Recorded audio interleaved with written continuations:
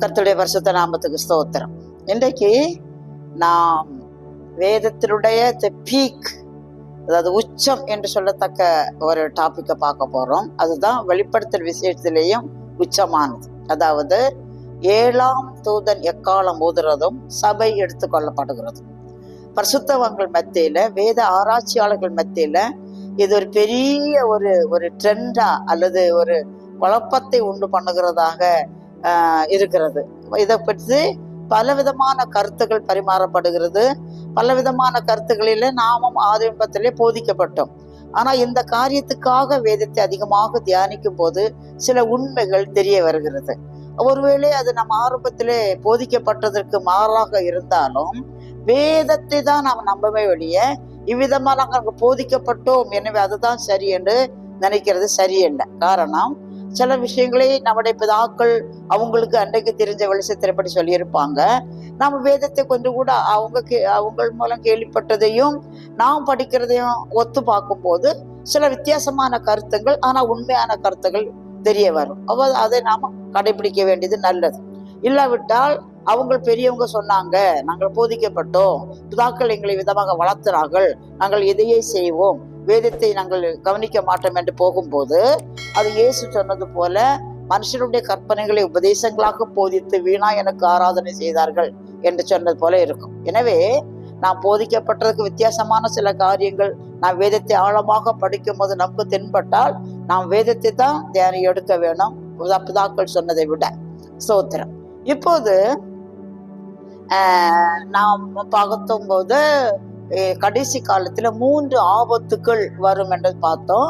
அதுல முதலாம் ஆபத்தை இதுக்கு முந்தின செய்தியில நாம் பார்த்தோம். 9ஆம் அதிகாரத்துல, வெளிப்படுத்தல் 9ஆம் அதிகாரத்துல அந்த நூதனமான வெட்டுக்கிளிகள் வந்ததோ அதான் அது முதலாம் ஆபத்து. 9ஆம் அதிகாரம் 12ஆம் வசனத்துல முதலாம் ஆபத்து கடந்து போயிற்று, இதோ 2ஆம் ஆபத்து வருகிறது என்று பார்க்கிறோம். 2ஆம் ஆபத்து வருகிறது என்று சொன்ன உடனே 6ஆம் தூதன் எக்காலம் ஊதினான் என்று சொல்லும். அந்த 6ஆம் தூதன் எக்காலம் ஊதும் போது அர்மதகோர் யுத்தத்துக்கான ஆயத்தங்கள் நடக்கிறதாக நான் இதுக்கு முந்தின பதிவுல லேசா டச் பண்ணி விட்டேன். அந்த 9ஆம் அதிகாரம் 13ஆம் வசனத்திலிருந்து கடைசி வரையிலையும் அந்த யுத்தத்துக்கான ஆயத்தங்கள், அதை நம்ம அர்மதகோர் யுத்தம் என்று சொல்லி படிக்கிற நேரத்துல அதை படிப்போம். இப்போது அதை விட்டுருவோம். இப்போது 10ஆம் அதிகாரத்துக்கு வாங்குவோம். 10ஆம் அதிகாரத்துல ஒரு பலமுள்ள தூதன் வருகிறான். அவன் ஒரு வலது பாதத்தை சமுத்திரத்திலேயும் இடது பாதத்திலே பூமியிலேயும் வைத்திருக்கிறான்.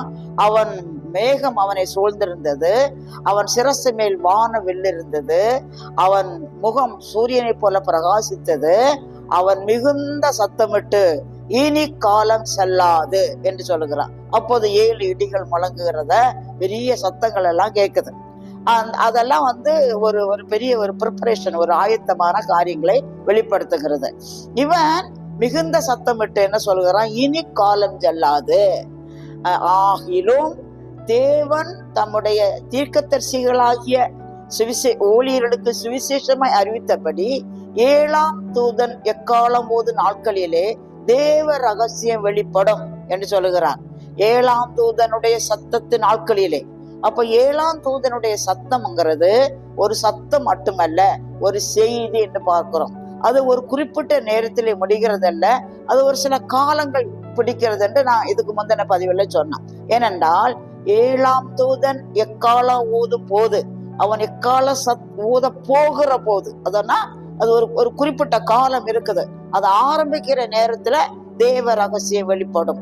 அது முடியும் போது தேவ ரகசியம் எல்லாம் முடிச்சு போடும். அது பெரிய ப்ராசஸ் நடக்குது. இதுலதான் 2ஆம் ஆபத்து வருகிறது. அந்த 2ஆம் ஆபத்து தான் 2 சாட்சிகள் என்ற ஒரு செய்தியில நம்ம இந்த 2ஆம் ஆபத்தை பற்றி பார்த்தோம். இப்போது முதலாம் தூதன் எக்காலம் போகிற போது, அவன் எக்கால சத்தத்தின் நாட்களிலே தேவ ரகசியம் வெளிப்படும். அந்த தேவ ரகசியம் தான் சபை எடுத்துக்கொள்ளப்படுகிறது. அதாவது 1 கொரிந்தியர் 15ஆம் அதிகாரம் 51ஆம் வசனத்துல பவுல் சொல்லும் போது, நாம் எல்லாரும் நித்திரை அடைகிறதில்லை, ஆகிலும் கடைசி எக்காலம் தொனிக்கும் போது ஒரு நிமிஷத்திலே, ஒரு இமை பொழுதிலே நாம் எல்லாரும் மறுரூபமாக்கப்படுவோம்.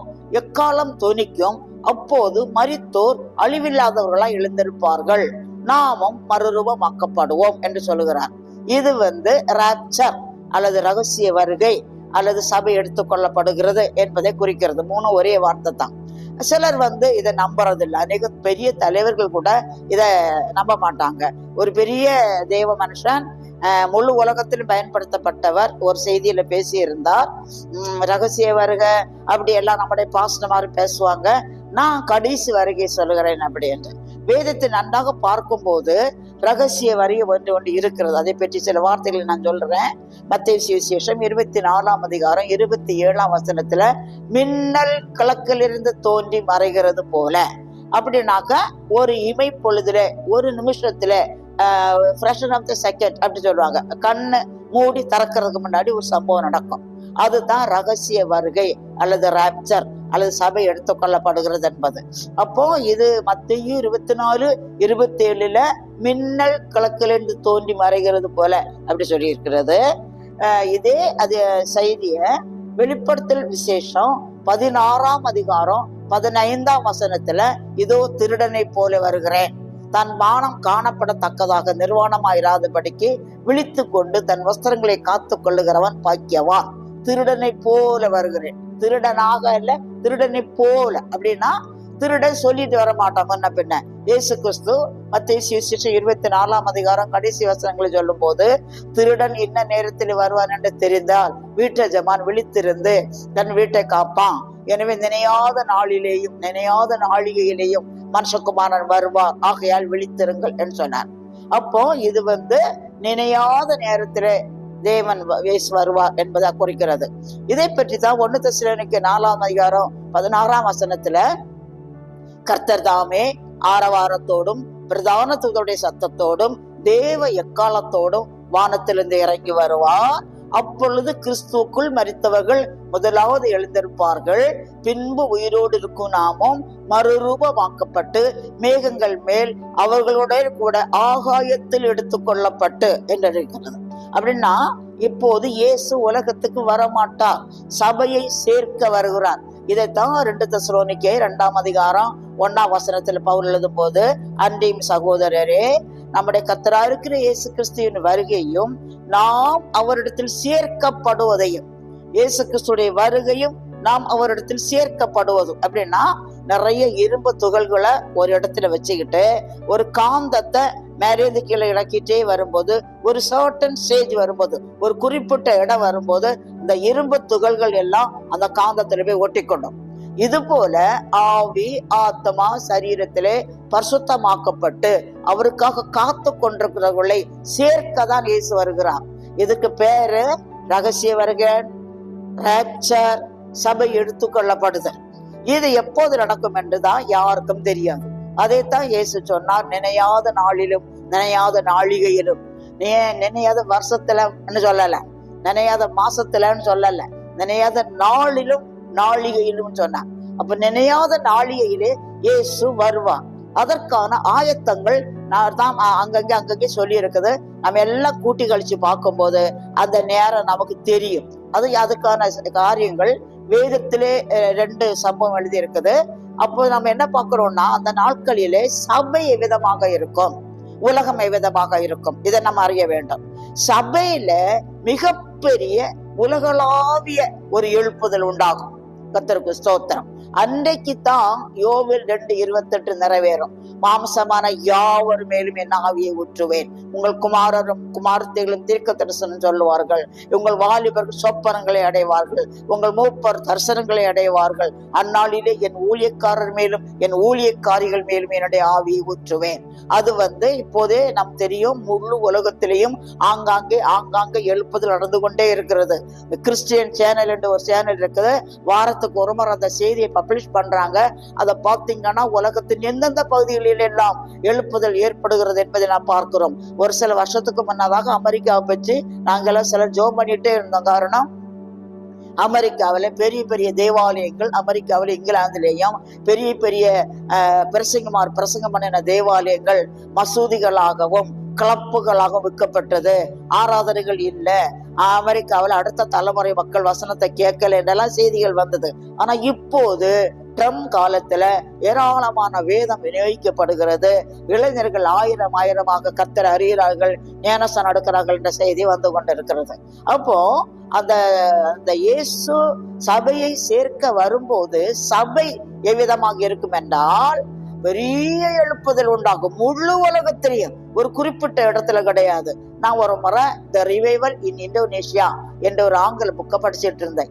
அதுல அந்த இந்தோனேஷியாவில் அந்த காலத்துல திராட்சை பழம் கிடையாதாம், திராட்சை ரசம் கிடையாது. திருவிருந்து கம்யூனியனுக்கு டீய ஜோம் பண்ணி இஷ்யூ பண்ணுவாங்களாம். அப்போது கர்த்தர் சொன்னார், அப்போது படிப்பறிவில்லாத மக்கள் கும்பலா ஜோம் பண்ணிட்டு இருப்பாங்களாம். டீமா 6 பேர் 7 பேர் சேர்ந்து ஒரு டீமாக ஜோம் பண்ணிட்டே இருப்பாங்களாம். ஒரு முறை கர்த்தர் சொன்னாராம், நீங்க இனி டீய ஜோம் பண்ணி திருவிருந்துக்கு பயன்படுத்த வேண்டாம், நான் பச்சை தண்ணீரை திராட்சை ரசம் மாற்றுவேன்.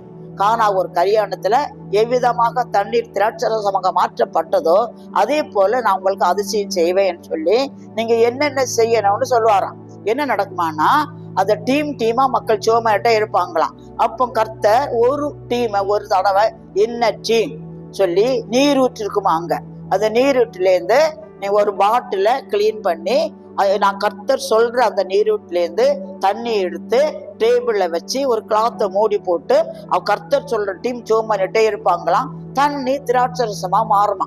இத கோச் என்று சொல்லப்பட்ட ஒரு நிருபர் அதை பார்க்கும்படியாக போயிருக்கிறார். அவர் பார்க்கும்போது மக்கள் ஜோமனிட்டே இருக்கிறாங்களாம். ஒரு குறிப்பிட்ட நேரத்துல அந்த தண்ணி அப்படியே நிறம் மாறி திராட்சை ரசமா மாறுதான்.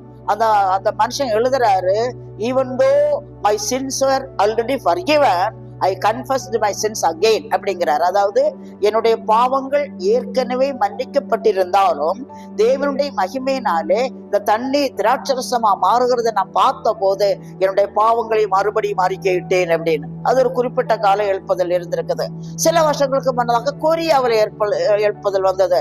நம்முடைய ஊழியர்கள் அநேகர் டீமா கொரியாவில் போய் பார்த்துட்டு வந்தாங்க. அவங்க எப்படி ஜெபம் பண்றாங்க, எழுப்புதல் இப்படி குறிப்பிட்ட காலங்களிலே குறிப்பிட்ட இடங்களில எழுப்புதல் வந்திருக்குது. ஆனால் கடைசி காலத்துல கர்த்தர் சபையை சேர்க்க வரும் முன்னாக முழு உலகத்திலேயும் ஒரு எழுப்புதல் உண்டாகும். சிஸ்டர் சாரான் அவரோஜி அதை இவ்விதமாக ஒரு பாட்டுல பாடி இருக்கிறாங்க.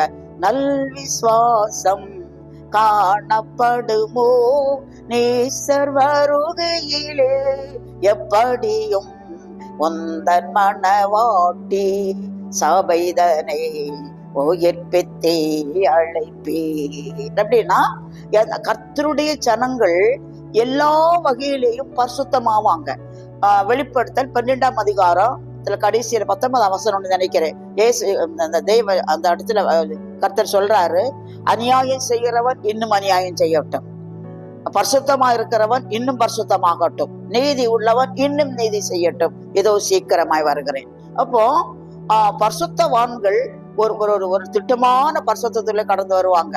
இப்ப விட முடியாத சின்ன தீமைகள், ஜெயிக்க முடியாத பாவங்கள், அந்தரங்க காரியங்கள், நற்கிரியில திருப்தி இல்லாத எல்லா காரியத்திலையும் ஒரு எழுப்புதல் வந்து ஆதி அப்போஸ்தலருடைய காலத்துல இருந்தது போல ஜனங்கள் பரிசுத்தமாக்கப்பட்டு விலகி பெருகிட்டே இருப்பாங்க. கடைசி காலத்துல அடையாளம். இன்னொன்னு, பாவம் செய்யறவங்க ரொம்ப பாவத்துல போயிருவாங்க. இப்போது பார்க்கும்போது நமக்கு ஏராளமான ஜனங்கள் மிகுந்த பாவத்துல அக்கிரமத்துல உழண்டு கொண்டிருக்கிறாங்க. ஆவிக்குரிய சபைகளிலே பெரிய ஒரு வேதனையான காரியம் இருக்குது. இன்னைக்கு இந்த துணி போடுற காரியத்துல ரொம்ப ஒரு கஷ்டமான காரியம்.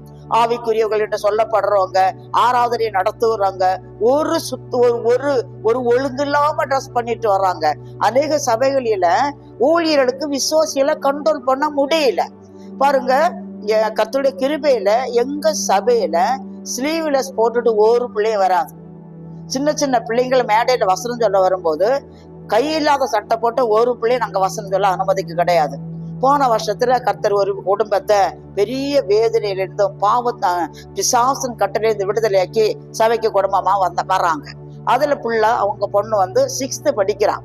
அவ மட்டும்தான் 2-3 நாள் ஸ்லீவ்லெஸ் பிளவுஸ் போட்டுட்டு வந்தான். அவங்க புதல்ல வந்ததால நாங்க அவங்கள சொல்ல முடியல. ஆனா அந்த பிள்ளை மற்ற பிள்ளைகளெல்லாம் பார்த்துட்டு இப்போ ஒரு சில வாரங்களாக அவ அந்த ஸ்லீவ்லெஸ்க்கு மேல ஒரு கோட்டு போல ஒண்ணு போட்டுட்டு வரான். ஏன்னா அந்த ஆடைகள் இப்போது பிரசங்கிக்க முடியாத, கண்ட்ரோல் பண்ண முடியாம போறாங்க. இன்னொன்னு தலையை பிரிச்சு போட்டு வர்றது, லூஸ் ஹேர் ஒரு மாடலா. எங்க சபையில ஒரு பிள்ளை அப்படி வராது. நீங்க எத்தனை பேர் பேய் துரத்தி பழக்கம் இருக்குன்னு தெரியல, நாங்க நிறைய பேய் துரத்தி இருக்கிறோம். இந்த பொம்பளைங்க பேய் பிடிச்சு ஆடுனா முதல்ல தாலியை கலத்தோம். எங்க சபையில எத்தனையோ பேர் பேய் பிடிச்சு சுகமாகி வந்தவங்க, அதுக்கு தாலியை கலத்தி வீசும். நான் அதை பொறுக்கிட்டே தெரிவேன், ஏதாவது சின்ன சின்ன மணி இருக்கும் அப்படின்னு. அப்போ இன்னொன்னு ரெண்டாவது காரியம் இந்த பேய் பிடிச்ச பிள்ளை செய்யறது, முடிய பிரிக்கும். சடை போட்டிருந்தா கூட நல்ல, நான் பல பிள்ளைகளை பார்த்திருக்கேன், வாலிய பிள்ளைய பேய் பிடிச்சி ஆடுறதுக்கு சடைய பிரிச்சு பிரிச்சு பிரிச்சு பிரிச்சு போட்டுட்டு தான் ஆடும். அப்படி ஆடி ஆடி ஆடி முடிய சிந்தோம். இன்னைக்கு எல்லாம் தலையை பிரிச்சு போட்டு நடக்குதுங்க. நான் நினைக்கிறேன் பேய் பிடிச்சுதான் இருக்குது போல தெரியுது. ஆராதனைக்கு வர்றதுகளும் அதை தலையை பிரிச்சு போட்டுட்டு அங்க போட்டு இங்க போட்டுட்டு அதையெல்லாம் அரைச்சி லிப்ஸ்டிக்கும் போட்டுக்கிட்டு மேடையில நிக்குதுங்க. நான் எங்க விசுவாசிகளையும் சொல்லியிருக்கிறேன், தேவ தூதரே பிரசங்கம் பண்ணனாலும் லிப்ஸ்டிக் போட்டுட்டு முக்காடு போடாம பேசுற எவ பிரசங்கத்தை கேட்க கூடாது. அந்த பிரசங்கம் கேட்டு இங்க மன திருப்ப தேவையில்லை அப்படின்னு. ஆனால் ஊழியக்காருடைய மனைவிமார், ஆராதனை வீரர்கள் சொல்றவங்க, பிரசங்கம் பண்றவங்க இன்னைக்கு துணிமணியில ஒரு வித்தியாசம் இல்லாம இருக்காங்க. கர்த்தருக்கு ஸ்தோத்திரம். அப்போ பாவமும் பெருகுது, பரிசுத்தமும் பெருகுது.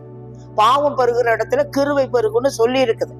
ஆனால் கர்த்தர் அப்படிப்பட்டவங்களை கண்டிப்பார். அநேக இந்த பேய் ஒரு பிசாசுனாலதான் ஆராதிக்கிறாங்கன்னு சொல்ல வேண்டி இருக்குது. சபை போதகர்கள் நிர்பந்தமான நிலையில இருந்து அவங்கள கண்டிக்க முடியாதவளாக இருக்கிறாங்க. கர்த்தர்களுக்கு கிருபை கொடுப்பாராக.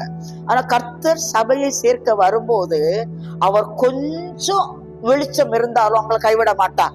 இப்ப பாருங்க, வேதத்துல இயேசு சொல்லும் போது மத்தேயு 24 சீஷர்களை கேட்கிறாங்க. அப்போ இயேசு இந்த கட்டடங்களை எல்லாம் காட்டுறாங்க, இப்படி எல்லாம் அழகா இருக்குது, காணிக்கையெல்லாம் இவ்வளவு எல்லாம் வந்திருக்குதுன்னு சொல்லும் போது இயேசு இந்த கட்டடத்திலேயே மயங்கல்ல, இந்த காணிக்கையிலேயே மயங்கல்ல. அவர் என்ன சொல்லுவாருன்னா, இவைகள் எல்லாம் இருக்க வேண்டியதான், இதெல்லாம் ஒரு கல்லின் மேல் இன்னொரு கல் இராதபடி எல்லாம் இடிக்கப்படும் காலம் வரும். அப்போ சீஷர்கள் கேட்கிறாங்க, ஆண்டவரே இவைகள் எப்ப சம்பவிக்கும்? உங்களுடைய வருகைக்கும் ராஜ்ய உலகத்தின் முடிவுக்கும் அடையாளம் என்னன்னு கேட்கிறாங்க. அப்ப இயேசு வருவாருன்னு நம்மளுக்கு தெரியுது, உலகம் முடியும்னு தெரியும். நமக்கு ஒரு நல்ல ஞாபகத்து இருக்கணும், தேவன் நித்திய காலமா இருக்கிறார். அவருக்கு துவக்கமும் இல்லை முடிவும் இல்லை. மனுஷனை ஏதேன் தோட்டத்துல கர்த்தர் உண்டாக்குனார், அவனுக்கு முடிவே கிடையாது. மனுஷனுக்கு முடிவே கிடையாது. அவன் ஆகத்துமா நித்திய காலமா வாழ வேண்டியது. ஆனா அந்த உலகம் ஒரு நாள் கர்த்தர் உருவாக்குனார். உலகத்துக்கு ஆரம்பமும் உண்டு, முடிவும் உண்டு. இதை நம்ம அறிய வேணும். தேவனுக்கு ஆரம்பமும் இல்லை, முடிவும் இல்லை. மனுஷனுக்கு ஆரம்பம் உண்டு, முடிவு இல்லை. ஆனா உலகத்துக்கு ஆரம்பமும் உண்டு, முடிவும் உண்டு. அப்ப சீஷர்கள் இயேசுகிட்ட கேட்கிறாங்க, உங்களுடைய வருகைக்கும் உலகத்தின் முடிவுக்கும் அடையாளம் என்ன? அப்ப இயேசு சில காரியங்களை சொல்லிட்டே இருக்கிறார். அந்த உலகத்தின் முடிவை பற்றின பின்னாடி ஒரு செய்தி இருக்குது, அதை பின்னாடி பார்ப்போம். அப்ப உலகத்தின் முடிவு ஒண்ணு உண்டுன்னு அவங்களுக்கு தெரியுது, இயேசுடைய வருகை உண்டுன்னு அவங்களுக்கு தெரியுது. இப்போ கர்த்தர் ஒரு ஒரு ஒரு கொஞ்சோண்டு வெளிச்சம் ஒருத்தர்கிட்ட இருந்தா கூட அவர் அதை ஊதி பெருக்காக்குவாலே ஒழிய அதை அழிஞ்சு போக விட மாட்டார். அப்ப இயேசு இதற்காக பழைய ஏற்பாட்டுல 2 சம்பவங்களை சொல்லி இருக்கிறார். ஒன்று நோவாவின் காலம், இன்னொன்று லோத்தின் காலம். நோவாவின் காலம் ஆதியாகமம் 6 நோவாவை பற்றி எழுதியிருக்குது. பாவம் பெருகுது. தேவகுமாரர்கள் மனுஷ குமாரத்திகளை அதிக சௌந்தரியம் உள்ளவர்கள் என்று கண்டு அவர்களுக்குள்ளே பெண் கொண்டார்கள். தேவன் மனுஷரை உலகத்திலே உண்டாக்குனதுக்காக மனஸ்தாபப்பட்டார். முதலாவது தேவன் மனஸ்தாபப்பட்டது இந்த காரியத்தில் தான். இதுல ஒரு காரியம் நாம யோசிக்கணும். அநேகர் இந்த தேவபுத்தர் என்பது யாரு? தேவபுத்தர் தேவகுமாரர் தானா என்றும், சிலர் தேவகுமாரருக்கு அதாவது தேவ தூதர்களுக்கு இனப்பெருக்கம் செய்யத்தக்க கெப்பாசிட்டி கிடையாது, அதனால தேவகுமாரர் என்பது சேத்தின் சந்ததியும், மனுஷகுமார்த்திகள் என்பது காயின் சந்ததியோடு சொல்றாங்க. அப்படி இருக்க அதிக வாய்ப்பு இருக்குது. எப்படியோ அந்த அவிசுவாசியும் விசுவாசியும் கூடுறதுனால ராட்சதர், அதாவது வித்தியாசமான சுபாவம் உள்ள பிள்ளைகள் பிறக்கிறாங்க. இதனாலதான் கர்த்தர் அந்த செப்பரேஷனை ரொம்ப வர்ணிக்கிறாரு, ரொம்ப விவரிக்கிறார், ரொம்ப கடினமா சொல்றாரு. 2 Corinthians 6:14 தெளிவா பவுல் சொல்றார், அந்நிய நுகத்தில் அவிசுவாசியுடனே பிணைக்கப்படாதீர்கள், ஒளிக்கும் இருளுக்கும் ஐக்கியம் ஏது? இருளுக்கும் அவிசுவாசிக்கும் விசுவாசிக்கும் பங்கு ஏது? அவிசுவாசியுடன் விசுவாசிக்கு பங்கு ஏது, ஒளிக்கும் இருளுக்கும் ஐக்கியம் ஏதுன்னு சொல்லிட்டு, ஆகையால் நீங்கள் அவர்கள் நடுவில் இருந்து புறப்பட்டு பிரிந்து போய் அசுத்தமானதை தொடாதிருங்கள், அப்பொழுது நான் உங்களை ஏற்றுக்கொண்டு உங்களுக்கு பிதாவாக இருப்பேன், நீங்கள் எனக்கு குமாரரும் குமார்த்திகளுமா இருப்பீர்கள். அப்ப அசுத்தமானதை தொடக்கூடாது, அவிசுவாசியோட தொடர்பு வச்சுக்க கூடாது. இது ஒரு கர்த்தர் விரும்பின ஒரு முக்கியமான உபதேசமா இருக்குது. அப்போ அப்படி இருக்கும்போது தான் இஸ்ரவேல் ஜனங்கள் வனாந்தரத்தில் வரும்போது அவங்க கூட சேர்ந்து எங்களுக்கு சாப்பிடாது இல்லை இது இல்லைன்னு சொல்லி பெரிய வாதம் எல்லாம் வந்தது. அது நம்ம தனியே படிப்போம். இப்ப பாருங்க, ஆதியாகமம் 6ஆம் அதிகாரத்துல தேவன் சொல்லும் போது பாவம் பெருகினது, மனுஷனை உண்டாக்குனதுக்காக தேவன் மனஸ்தாபப்பட்டார். அதை குறித்து இயேசு என்ன சொல்றாருன்னா, ஜலப்பிரளயம் வாரி கொண்டு போகும் அளவும் உணராதிருந்தார்கள். உணர்வற்ற வாழ்க்கை, சென்ஸ்லெஸ் லைஃப், உணர்வு கிடையாது. அது வரையிலையும் பெண் கொண்டார்கள், பெண் கொடுத்தார்கள், எல்லாம் பண்ணனாங்க, கட்டுனாங்க, நட்டுனாங்க, எல்லாம் செஞ்சாங்க. நோவா பேழைய கட்டி அவ்வளவு நாள் ஒரு பிரசங்கம் பண்ணி அந்த கடைசியில ஜலப்பிரளயம் அனைவரையும் வாரி கொண்டு போகும் அளவும் உணராதிருந்தார்கள். நான் இந்த விஷயத்துல நோவாவுக்காக கர்த்தரை ஸ்தோத்திரம் பண்றேன். அத்தா பெரிய பாவத்துல அவ்வளவு உலகமா போகும்போது தன்னையும் ரசித்து, தன் பிள்ளைகளையும் ரசித்து, தன் குடும்பங்களையும் ரசித்துட்டார். அதுக்காக கர்த்தருக்கு ஸ்தோத்திரம். ஆனா வேற ஒருவரை அவர் ஆதாயம் பண்ண முடியல. அப்போ கடைசி காலத்திலே இப்படிப்பட்ட பாவங்கள் இருக்கும், இப்படிப்பட்ட செய்கைகள் இருக்கும் என்று கர்த்தர் நோவாவின் குடும்பத்தை ஒரு உதாரணமா சொல்றாரு. நோவாவின் காலத்தில் நடந்தது போல மனுஷகுமாரன் வரும் நாட்களில் நடக்கும். அடுத்து லோத்தை பற்றி ஆதியாகமம் 19ஆம் அதிகாரத்தில் படிக்கிறோம். லோத்து சோதோமிலே குடியிருந்தான். ஆனா சோதோமன் குடிகள் ஜனங்கள் மகா பாவிகள்.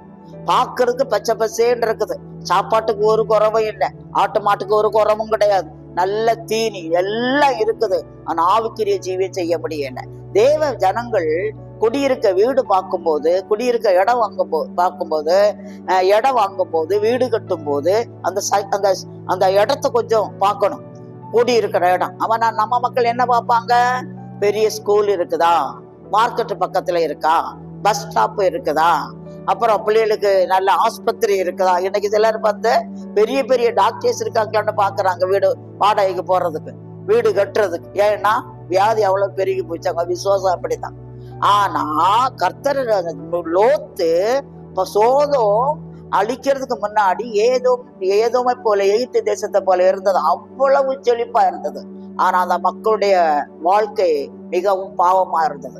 இந்த லோத்து வந்தாச்சு. லோத்துல இனி வந்தாதான் அது மட்டும் விட்டாரா, நல்ல ஒலிமிக வாசலில அப்படி டவுன் என்ட்ரன்ஸ்ல இடத்த வாங்கி வீட்டை கட்டி ரொம்ப ஜாலியா இருக்கிறாரு. இப்ப லோத்துடைய அக்கிரமம் சோதோமுடைய அக்கிரமம் வான பரியந்தம் எட்டுடுச்சு. கர்த்தர் தேவதூதன் அனுப்புறார். போற வழியில ஆபிரகாம் வீட்டுக்கு போய் சாப்பிட்டுட்டு அவருக்கு ஒரு வாக்குத்தத்தத்தையும் கொடுத்துட்டு தேவதூதர்கள் 2 பேரும் போறாங்க. எங்க லோத்து வீட்டுக்கு. அங்க போறது எதுக்கு? இங்க இருந்து வந்த செய்தி உண்மையா, பரலோகத்துக்கு சோதமை பெற்று வந்த செய்தி உண்மையா இருந்தா அவங்கள அக்கினியும் கந்தகமா வர வச்சு அழிக்கணும். அதுக்காக தான் வர்றாங்க. இப்ப வந்தாச்சு, இங்க என்ட்ரன்ஸ்ல வர்றாங்க. லோத்து உட்கார்ந்து இருக்கிறாரு. லோத்துக்கு இங்க யாருன்னு தெரியாது. தேவ தூதர்கள் மனுஷ ரூபத்துல வர்றாங்க. அது லோத்துக்கு அந்த ஊர் ஜனங்களுடைய நிலைமை நல்லா தெரியும். இவங்க ஓரின சேர்க்கையில உள்ளவங்க. ஓரின சேர்க்கையில இருக்கிறதுனால வரவங்க 2 பேர் ஆம்பளைகளா இருக்காங்களே, அந்த இவங்களை இங்க தங்க விடக்கூடாதுன்னு சொல்லிட்டு லோத்து வீட்டுக்கு கூப்பிடுறாரு. அந்நிய மனுஷன் நினைச்சு, தேவதூதன் நினைக்கல, அவருக்கு தெரியல. அப்ப அவங்க சொல்றாங்க, இல்ல நாங்க தெருவுல தங்குவோம் அப்படிங்கிறாங்க, வீதியிலே தங்குவோம். லோத்து இந்த விஷயத்த தெரிஞ்சதுனால வருந்தி அவங்கள கூப்பிடுறாரு. இந்த வீட்டுக்கு போறாங்க. வீட்டுக்கு போன உடனே சாயங்காலத்துல கிழவர் முதல் வாலிபர் வரையிலையும் அந்த ஊர்ல உள்ள அத்தனை பேரும் லோத்துடைய வீட்டை சூழ்ந்து கொண்டு, உங்க வீட்டுல வந்தவங்களை வெளியே அனுப்பு, நாங்க அவங்கள்ட்ட தப்பா நடக்க வேணும் அப்படின்னு சொல்றாங்க. லோத்து எவ்வளவோ சொல்றாரு, அவங்க யாரும் கேட்கல. அதுல ஒரு பெரிய விஷயம், நாம எல்லாம் வெக்கப்பட வேண்டிய, ஆச்சரியப்பட வேண்டிய ஒரு விஷயம் லோத்து சொல்றாரு.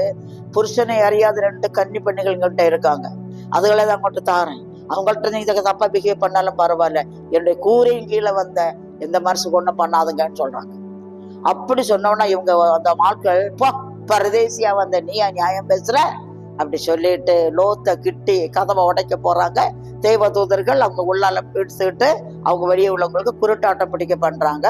அப்போ தாங்கள் யாருன்னு சொல்றாங்க, தேசத்துக்கு வர இருக்கிற அழிவை சொல்றாங்க. லோத்து தன்னுடைய பிள்ளைகளை விவாகம் பண்ண பேசியிருந்த மருமக்கள்கிட்ட போய் பேசுறான். அவங்களுக்கு பரியாசம் போல தெரிஞ்சது. ஆனா லோத்தும் மனைவியும் 2 பிள்ளைகளும் கட்டாயப்படுத்தி வெளியேற்றப்படுறாங்க. நமக்கு தெரியும், அப்படி மனைவி திரும்பி நின்று பார்த்து உப்பு தூளானான். அப்ப அதே பாவம் இன்றைக்கு நம்முடைய தேசத்துல நம்முடைய பட்டணங்களில தலைவிரிச்சாடும். எங்கிட்ட கூட ஒரு தாய் சொல்லி வருத்தப்பட்டாங்க, பட்டணத்துல ஒரு பிள்ளைய அனுப்புறேன், அவ இன்னொரு பிள்ளைய கூட வாழ்கிறான், ரோம் எடுத்து தங்கி இருக்கிறான், கூப்பிட்ட பிறகு வரமாட்டேங்கிறான். இந்த காலத்துல பிள்ளைகள் 1 2 தான் இருக்கும் ஒரு வீட்லயே. அதெல்லாம் படிக்க வச்சு உத்தியோகத்துக்கு அனுப்பி பேசனா அதுக்கு என்ன பண்ணது தெரியல, மிஞ்சு போனா செத்துருவேன். எல்லாருக்கும் இப்போ நல்ல ஒரு ஒரு ஒரு ஒரு மிரட்டுறதுக்கு ஒரு காரியம் இருக்குது, என்ன விட்டுரு இல்லைன்னா செத்துருவேன். இப்படியே அநியாயம் நடந்து கொண்டே இருக்கிறது. அப்ப லோத்து நாட்கள் நடந்ததும் நடக்குது, நோவாவின் காலத்தில் நடந்தது நடக்குது. எல்லாம் கூட்டி பார்க்கும்போது இயேசு வந்து சபையை சேர்த்து கொள்ளதுக்கான நாட்கள் நெருங்கி கொண்டே இருக்குது. இதுல நம்ம இன்னொரு காரியம் பார்க்கணும். இந்த நாம் சொன்னா ரகசிய வருகை அல்ல ராப்சர் அப்படின்னா பகிரங்க வருகை எப்ப வரும், அதை பற்றி 2-3 வார்த்தை மட்டும் கின்ஸ் சொல்றேன். அது தனி சபை செய்தியை நம்ம பார்ப்போம். அதாவது மத்தேயு சுவிசேஷம் 24ஆம் அதிகாரம் 27ஆம் வசனத்துல மின்னல் கிழக்கிலிருந்து தோன்றி வரைகிறது போல மனுஷகுமாரனுடைய வருகை இருக்கும். அது 30ஆம் வசனத்துல சோத்திரம் மனுஷகுமாரனுடைய அப்பொழுது மனுஷகுமாரனுடைய அடையாளம் வானத்திலே தோன்றும், மனுஷகுமாரன் ஆரவாரத்தோடும் தாண்டத்தோட சத்தத்தோடும் மனுஷகுமாரன் மிகுந்த வல்லமையோடும் அதிகாரத்தோடும் இறங்கி வர்றதை பூமியின் கோத்திரத்தார் யாரும் காண்பார்கள். இப்போது மனுஷகுமாரன் வர்றத பூமியின் கோத்திரத்தார் யாவரும் காண்பார்கள். முதல்ல ரகசியமா வருவார், வேற யாரும் பார்க்க மாட்டாங்க, ரெடியா இருக்கிறவங்க மட்டும்தான் போவாங்க. 2வது இந்த பகிரங்க வருகை பற்றி சொல்லும் போது 2 தெசலோனிக்கேயர் 1ஆம் அதிகாரம் 13ஆம் வசனத்துல நம்முடைய கர்த்தராயிருக்கிற இயேசு தமது பரிசுத்தவான்கள் அனைவரோடு கூட வரும்போது அப்படி ஆகும். அப்போ 2வது இயேசு வரும்போது முதல்ல போன பரிசுத்தவான்களை கூட்டிட்டு வருவார். நம்முடைய பரிசுத்தவான்கள் அனைவரோடு கூட வரும்போது, இப்போ முதல்ல வரும்போது 1 தெசலோனிக்கேயர் 4:16 ஆரவாரத்தோடும் பிரதான தூதன் சத்தத்தோடும் தெய்வ எக்காலத்தோடும். அது எப்படின்னா இயேசு ஒரு நாள் சும்மா வரமாட்டான், தனியே வரமாட்டான். இப்ப கூட நம்முடைய தலைவர்கள் தனியா ஒரு எம்எல்ஏ ஆகிறதுக்கு முன்னாடி ஓட்டு கேட்க எல்லாம் போவாங்க, பேசுவாங்க. ஒரு எம்எல்ஏ போஸ்ட் ஆயாச்சான்னா அவங்க கூட 10 பேர் வருவாங்க, 4 கார் வருது. ஒரு எம்பி ஆயாச்சான்னா அதுக்கு மேல, ஒரு சீஃப் மினிஸ்டர் ஆயாச்சான்னா அவங்க போறதுக்கு முன்னாடி நோட்டீஸ் விட்டு ஆயத்தங்கள் பண்ணி 10-15 காரு அங்க ஃபங்க்ஷன்ஸ் டெக்கரேஷன்ஸ் எல்லாம் நடக்கும். அதுபோல இயேசு வரும்போது சபையை சேர்க்க வரும்போது பரிசுத்தவான்களோட வர மாட்டார், தேவதூதரோட வருவார், களத்தோட வருவார். ஆனா மறுபடியும் வரும்போது பரிசுத்தவான்கள் அனைவரோடு வரார். 2 தெசலோனிக்கேயர் 1:13. இதே சம்பவத்தை யூதா அப்போஸ்தலன் சொல்லும் போது யூதாவின் நிருபம் 15ஆம் அதிகாரத்துல தமக்கு விரோதமாய் அவபக்தியான பாவிகள் பேசின அவபக்தியான கடின வார்த்தைகள் எல்லாவற்றின் நிமித்தமும் அவளை நியாயம் தீர்க்கிறதுக்கு கர்த்தர் 1000 பரிசுத்தவான்களோடு கூட வருகிறார். சரியா? அடுத்து சகரியா 14ஆம் அதிகாரத்தில் சொல்லும் போது அந்நாளிலே அவருடைய கிழக்கே அவருடைய பாதங்கள் கிழக்கே ஒலிவ மலை மேல் நிற்கும், ஒலிவ மலை அவருடைய பாதம் பட்டவுடனே தன்னிடத்தை விட்டு 2ஆவது திருப்பி போகும். 14ஆம் அதிகாரம் 4ஆம் வசனம் கடைசியில நம்முடைய கர்த்தராகி தேவன் வருவார், தேவரீரோட எல்லா பரிசுத்தவான்களும் வருவார்கள். இப்ப முதல்ல ரகசியத்துல வருவார், சபையை சேர்க்கிறதுக்கு தூதரோடு வருவார், பரிசுத்தவங்களோட வர மாட்டார். இப்ப 2வது வரும்போது பரிசுத்தவான்கள் அனைவரோடு கூட வருவான். வந்து அதுக்கு இடையில கொஞ்சம் காரியங்கள் நடக்கும். இனி இந்த 9ஆம் அதிகாரம் 15ஆம் வசனத்துல அது 10ஆம் அதிகாரத்துல அந்த பலமுள்ள தூதன் வராருல, அப்புறம் 11ஆம் அதிகாரத்துல 2ஆம் ஆபத்து 2 சாட்சிகள் முடிஞ்ச உடனே 11ஆம் அதிகாரம் 15ஆம் வசனத்துல 2ஆம் ஆபத்து கடந்து போயிற்று, இதோ 3ஆம் ஆபத்து வருகிறது எழுதிட்டு 7ஆம் தூதன் எக்காலம் ஊதினான். அப்போ இதுவரையில் நடந்த சம்பவம் 7ஆம் தூதன் எக்காலம் ஊத போகிற போது, எக்காலம் ஊத ஆரம்பிச்சதுல இருந்து அந்த எக்காலம் தூதன் 11ஆம் அதிகாரம் 15ஆம் வசனத்துல 7ஆம் தூதன் எக்காலம் ஓதுனான். அதுல அடுத்து எழுதி இருக்குது, அப்பொழுது உலகத்தின் ராஜ்யங்கள் நம்முடைய கர்த்தருக்கும் கிறிஸ்துவுக்கும் உரிய ராஜ்யங்கள் ஆயின. அது ஒரு பெரிய தலைப்பு, நம்ம அதை அப்புறம் பார்ப்போம். அது ஒரு கேள்வியோட உங்களுக்கு படிக்கிறேன். எப்படி உலகத்தின் ராஜ்யங்கள் நம்முடைய கர்த்தருக்கு வரும்? இப்ப மோடி தான் இருக்கிறாரு, ட்ரம்ப் தான் இருக்கிறாரு, இப்ப எல்லாரும் இருக்காங்க. அவங்க திடீர்னு ராஜ்யத்தை கொண்டு போய் இயேசுகிட்ட கொடுப்பாங்களா? கொடுக்க மாட்டாங்க. ஒரு பெரிய காரியம் நடைபெறுது. அதத்தான் 11ஆம் அதிகாரம் 15ஆம் வசனத்துல 14 2ஆம் ஆபத்து கடந்து போயிட்டு இதோ 3ஆம் ஆபத்து வருகிறது. 3ஆம் ஆபத்து ஒன்று வேதத்துல இல்லை. அது எப்பன்னா அந்த சபை எடுத்துக்கொள்ளப்படும் போது சில சம்பவங்கள் நடக்கும் இல்ல, அதைத்தான் அதை குறிக்கிறது. இனி இப்ப எல்லாருக்கும் ஒரு கேள்வி, எப்போ இது நடக்கும்? வேதத்தின் அடிப்படையில பாருங்க, நம்ம ஞாபகத்துல வச்சுக்கணும், அந்தி கிறிஸ்து வரும்போது சபை உலகத்துல இருக்கும். அந்தி கிறிஸ்துடைய ஆவி 1ஆம் நூற்றாண்டுல இருக்குது. அப்போஸ்தலர்களே சொன்னாங்க, இந்த ஆவி வரும் என்று நீங்கள் எதிர்பார்த்த அந்தி கிறிஸ்துவின் ஆவி இதுவே. இப்போதும் அந்தி கிறிஸ்து ஆவி கிரியை செய்துட்டே இருக்குது. ஆனா அந்தி கிறிஸ்து வெளிப்படையா வர்றதுக்கு அடையாளம் எருசலேம் தேவாலயம் கட்டப்படும். கர்த்தருக்கு ஸ்தோத்திரம். எருசலேம் தேவாலயம் முதல் 1260 நாள் அல்லது 42 மாதம் அல்லது 3.5 வருஷத்துல எருசலேம் தேவாலயம் கட்டப்படும். அது எப்படின்னா, இப்போது முழு உலகமும் புறஜாதிகள் இஸ்ரவேலர் அல்லாதவர்கள் உலகத்தை சமாதானத்தின் பாதையில் நடத்தி கொண்டு போக ஒரு தலைவனை தேடுகிறார்கள். யூதர்கள் மேசியாவை தேடுகிறார்கள். யூதர்கள் இயேசுவை மேசியாவை ஏற்றுக்கொள்ளவில்லை. யூதர்கள் இன்றைக்கும் வெள்ளிக்கிழமை தோறும் அந்த வீப்பிங் வால், அழுகையின் சுகர் என்னப்பட்ட சுவர்ல முட்டி முட்டி மேசியாவை எப்ப வருவ, மேசியாவை எப்ப வருவான்னு கேட்கிறாங்க. தங்களுடைய ஜெப விண்ணப்பங்களை ஒரு எழுதி அந்த இடுக்களை எல்லாம் வச்சுட்டு வராங்க. மேசியாவை இயேசு அவர்கள் ஏற்றுக்கொள்ளவில்லை.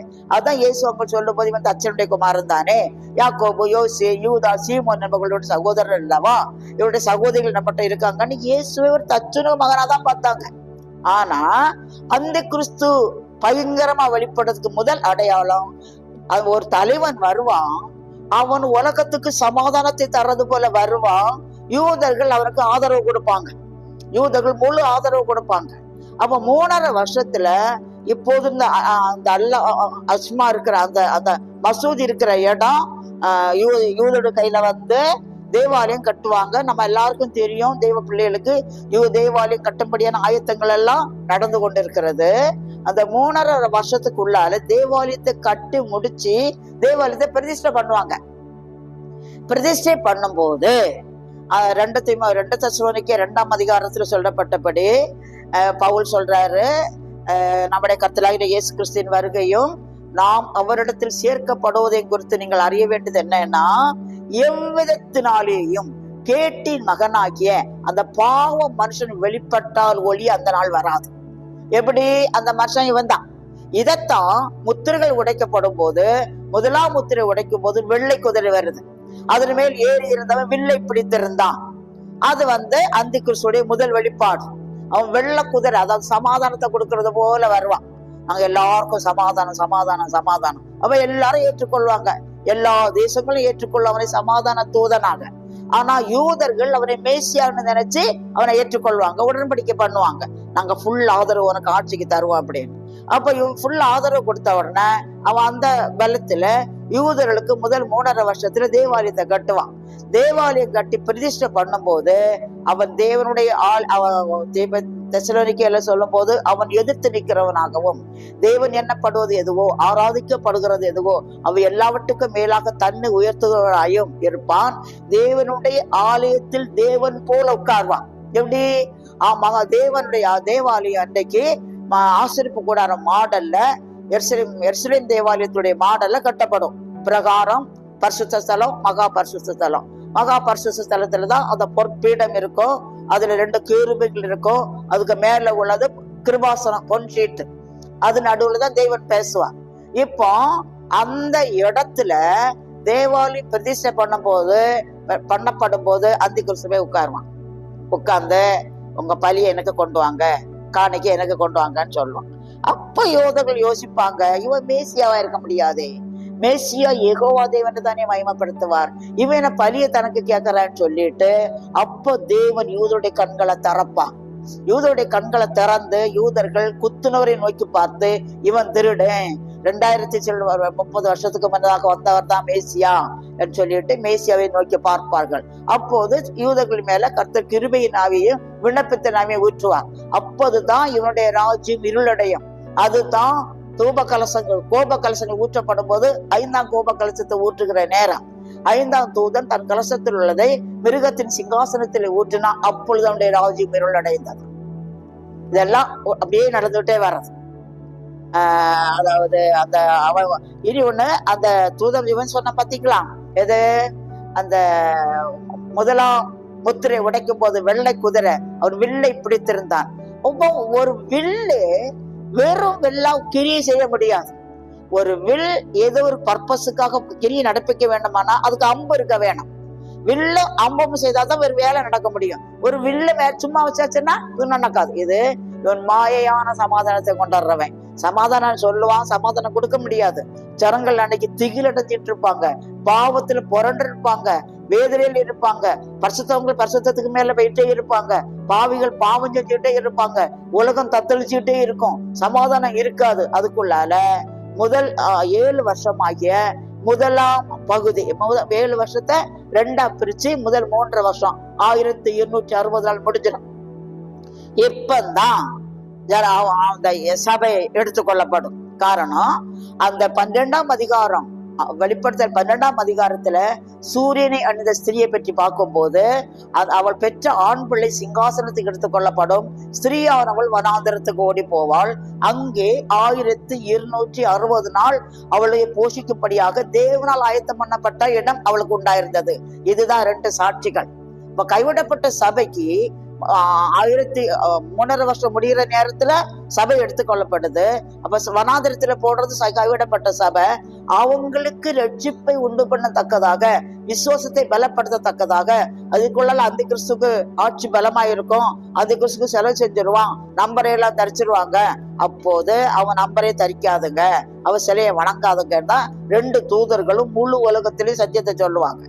அதே சமயத்துல 13ஆம் அதிகாரம் 8ஆம் வசனத்துல அந்த 4-5 வசனம் நினைக்கிறேன், பரிசுத்தவான்களோ 13ஆம் அதிகாரம் அந்தி கிறிஸ்துவை பற்றி சொல்றது. நம்ம அந்தி கிறிஸ்துன்னு படிக்கும் போது அந்த அதிகாரத்தை படிப்போம்.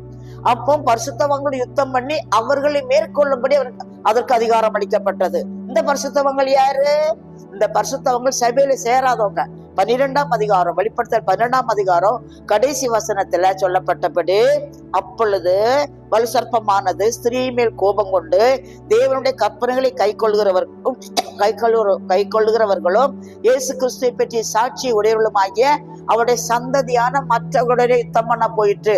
இதுதான் இந்த 13ஆம் அதிகாரத்துல இந்த வலுசற்பமானது பரிசுத்தவங்களை மேற்கொண்டு அவர்களை யுத்தம் பண்ணி அவர்களை மேற்கொண்டது. அப்படின்னா என்னன்னா, இந்த பேர் கிறிஸ்தவ ஜனங்கள், பரிசுத்தம் உள்ளவர்கள், காணிக்க கொடுக்கிறவங்க, கர்த்தரை ஆராதிக்கிறவங்க, கற்பனையின்படி நடக்கிறவங்க, இயேசு கிறிஸ்துவை பற்றி சாட்சியை உடையவர்கள், ஞான ஸ்நானம் ஆகிய சாக்கரமந்தனாலே உடன்படிக்கையினாலே ஸ்ரீயாகிய சபைக்குள் வராதவர்கள் கைவிடப்பட்டுருவாங்க. அவங்களோடு இந்த வலுசற்பமாகிய பிசாசு அந்த கிறிஸ்து அவங்களுடைய யுத்தம் பண்ணி அவர்களை மேற்கொள்வான். அப்படின்னா அவங்க அனைவரும் இரத்த சாட்சிகளாய் மரிப்பார்கள். கர்த்தருக்கு ஸ்தோத்திரம். எனவே இந்த செய்தி உங்களுக்கு கொஞ்சம் திருப்பி கேட்டாதான் புரியும். வெளிப்படுத்தல விரும்புறானே உங்களோட ஃப்ரெண்ட்ஸுக்கு இந்த செய்தி அனுப்பி விடுங்க. எல்லாரும் ஒரு பெரிய தெளிவை காணட்டும். இன்னைக்கு நம்ம பார்த்தது 7ஆம் தூதன் எக்காலமும் சபை எடுத்துக்கொள்ளப்படுது. அடுத்த செய்தியில அடுத்த பகிரங்க வருகை பற்றியும் அந்த தூதன் அந்த 7ஆம் தூதன் எக்காலம் ஓடும் போது பூமியின் ராஜ்யங்கள் நம்முடைய கர்த்தருக்கும் தேவனுக்கும் ராஜ்யங்கள் ஆகுதுல்ல, அது எப்படின்னு பார்ப்போம். கர்த்தர் உங்களை ஆசீர்வதிப்பாராக. கர்த்தருக்கு ஸ்தோத்திரம்.